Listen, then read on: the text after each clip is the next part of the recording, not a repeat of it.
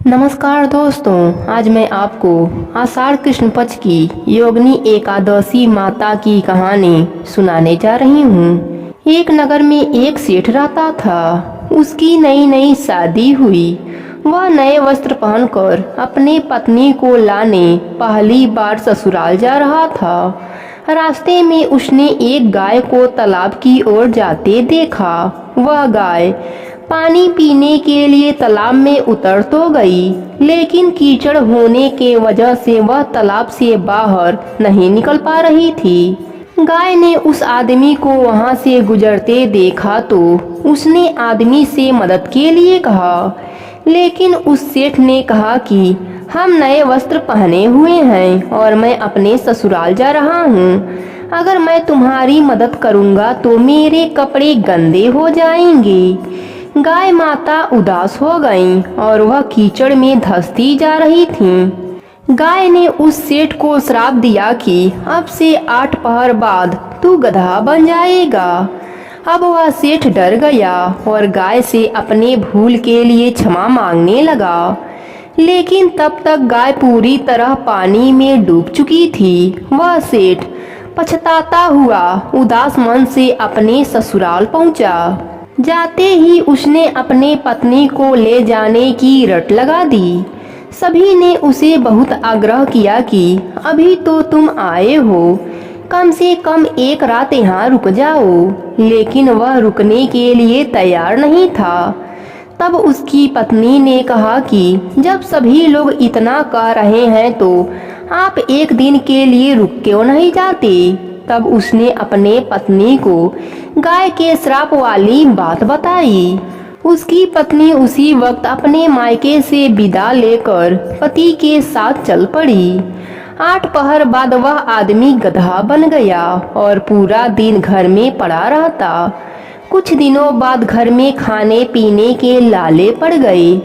तब उसने अपने पत्नी से कहा कि मुझे लेकर बाहर मजदूरी करो। तब उसकी पत्नी उसे लेकर बाहर गई और नगर के राजा के यहाँ मजदूरी का काम करने लगी। उसे वहाँ बोझ उठाते देख लोगों ने कहा कि तुम्हारे पास तो गधा है, फिर भी तुम बोझ क्यों उठा रही हो। परंतु उसने कोई उत्तर नहीं दिया और अपना काम करती रही। दूर से यह सब राजा भी देख रहा था। उसने भी उसे यही कहा कि तुम्हारे पास गधा है, फिर भी तुम यह बोझ क्यों उठा रही हो। तब उसने राजा से कहा कि यह गधा नहीं है, यह मेरे पति हैं। उसने गाय के श्राप वाली पूरी बात राजा को बताई। राजा ने अपने नगर में विद्वानों और पंडितों को बुलाकर इसका उपाय पूछा। तब एक विद्वान ने बताया कि जिस किसी ने 101 एगारस का व्रत किया हो, वह अपने पुण्य का फल इसे दे दे तो यह अपने असली रूप में आ सकता है। यहाँ हम आपको एगारस का अर्थ स्पष्ट कर देती हैं। 11 एकादशी व्रत रखने पर 1 एगारस पूरा होता है और 22 एकादशी व्रत रखने पर 2 एगारस पूरा होता है।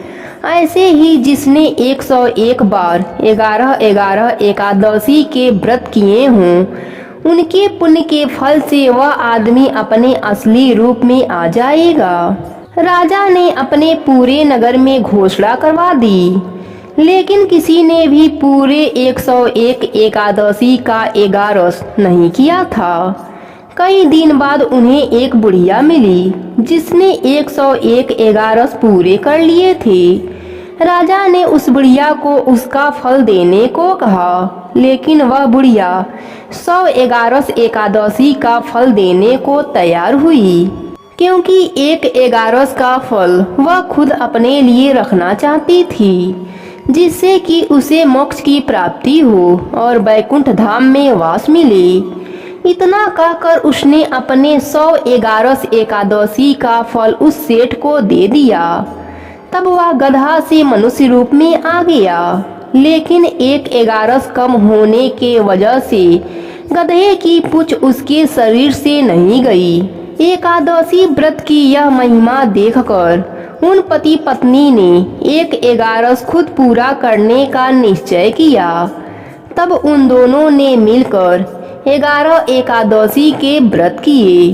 11 एकादशी व्रत पूरा होते ही सेठ की पूंछ गायब हो गई और भगवान विष्णु की कृपा से उनका घर अन्य धन से भर गया। प्रेम से बोलिए एकादशी माता की जय हो।